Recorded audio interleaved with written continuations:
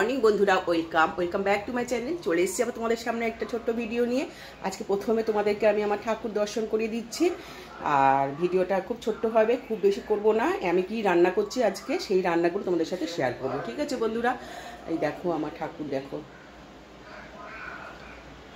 কালকে বৃহস্পতিবার গেছে, আজকে হচ্ছে শুক্রবার।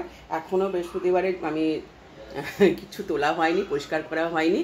চলো তাহলে রান্নাঘরে একদম চলে যাই। আজকে আমি শাক রান্না করি, ডাঁটা শাক। এই ডাঁটা শাকটাকে কুচিয়ে নিয়ে ধুয়ে রেখে দিয়েছি। আর এখানটা আমি দেখো শুকনো লঙ্কাটা দিয়ে ফোড়ন দিয়ে, কালো জিরে শুকনো লঙ্কা ফোড়ন দিয়ে এখানে রেখে গেছি। আর তারপরে মানে ফোড়নটা দিয়ে গিয়ে আমি ভাবছি যে আজকে একটু ভিডিও করি, কারণ আমার ভিডিও সব শেষ হয়ে গেছে। এই দেখো এখন আমি শাকটা ছেড়ে দিচ্ছি। কিছু না, একটা শুকনো লঙ্কা ফোড়ন দিলাম, আর একটু কালো জিরে ফোড়ন দিয়ে এই ডাঁটা শাকটা রান্না করে নেবো। আর এটা একটু কাঁচা লঙ্কা কুচি করে দেবো, নুন আর হলুদ দিয়ে এটা ঢাকা দিয়ে দেবো। তাহলে আমার শাকটা রান্না হয়ে যায়, বুঝেছি বন্ধুরা? আজকে এই শাক রান্না করছি। এই শাকের ডাঁটা করবো, কুমড়ো আলু দিয়ে করবো, আর মনে হয় পনির আনবে, সেই পনিরটাই করবো আজকে। ঠিক আছে, তোমরা দেখতে থাকো তাহলে। আর এখানে দেখো কী করেছি। এখানে গাজর আর বিনস আর ক্যাপসিকাম ভাজা আছে, আর এটা ওটস আছে, এখানে করেছি। আর এখানটা ডিম সিদ্ধ হচ্ছে, দেখো। চলো দেখতে থাকো। এই যে ডাঁটা, এই শাকগুলো বের করে নিয়েছি, ডাঁটা, কুমড়ো আর আলু, এইটা দিয়ে একটা এবার তরকারি করব। এই জন্য এখানে আমি 5 ফোড়ন নিয়ে নিয়েছি, আর একটু শুকনো লঙ্কা নিয়ে নিয়েছি, আর এখানে পরিমাণ মতো তেল দিয়ে দিয়েছি। দিয়ে এইটা আমি একটু ফোড়নে দিয়ে দিলাম। এইটা ভাজাটা হয়ে গেলে, ফোড়নটা হয়ে গেলে আমি কী করবো, ডাঁটাগুলো, কুমড়ো ডাঁটা আলু ভেজে রেখেছি, এটাই আমি ছেড়ে দেবো। আজকে শুধু রান্নার ব্লগ, আর কিছু দেবো না, ছোটো করে একটা।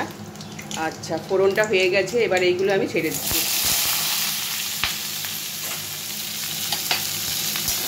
এইগুলো মাঝে মাঝে খাওয়া ভালো শরীরের পক্ষে।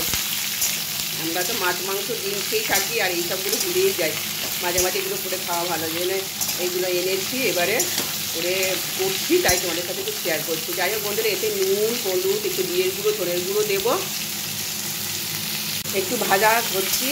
এটা ভাজাটা হয়ে গেলে বেশি ভাজতে হবে না, কারণ একে আবার কী করতে হবে, জল দিতে হবে। জল না দিলে সেদ্ধ হবে না। আর এখানে দেখো আমি কী রেখেছি, এই যে হলুদের গুঁড়ো, নুন, একটুখানি লাল লঙ্কার গুঁড়ো, জিরে ধনের গুঁড়ো রয়েছে, এইটা এর মধ্যে দিয়ে দিলাম। আর এবার একটু ভেজে নেবো। মিষ্টিটা পরে দেবো, সবার লাস্টে নামাবার সময় মিষ্টি দিয়ে নামাবো। এটা একটু ভাজা হয়ে গেলে তারপরে আমি জল দিয়ে ঢেকে দেবো, বুঝেছো বন্ধুরা? তোমরা সবাই জানো এইসব রান্না, তবুও আমি করছি, তাই একটু শেয়ার করছি। এবার জল দিয়ে ঢেকে দেবো।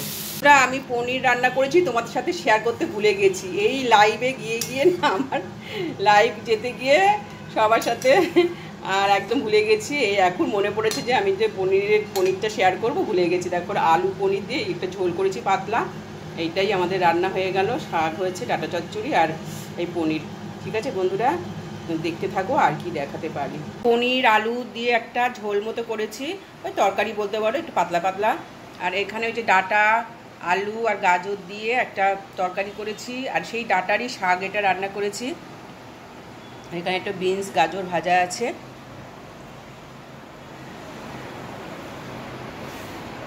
দুপুরবেলা রান্না বান্না শেষ করে এই বিকেলবেলা এখন এসছি আমি। Good evening. এখন দেখো, আজকে না এই গাছটা একটু জল পাল্টাবো, মানে এই মানে নোংরা জল হয়ে গেছে, ফেলে দিয়ে এখন আমি জলটা জল পাল্টাবো। পাল্টিয়ে গাছটাকে না আমি এই যে গোড়াগুলো দেখছো, এইগুলোকে সব আমি ধুয়ে নিয়ে এসেছি, কল থেকে ধুয়ে নিয়ে এসেছি। এবার ভালো করে পরিষ্কার করে নিয়েছি। পরিষ্কার করে নিয়ে এখন আমি আবার এর ভেতর দিয়ে দিচ্ছি।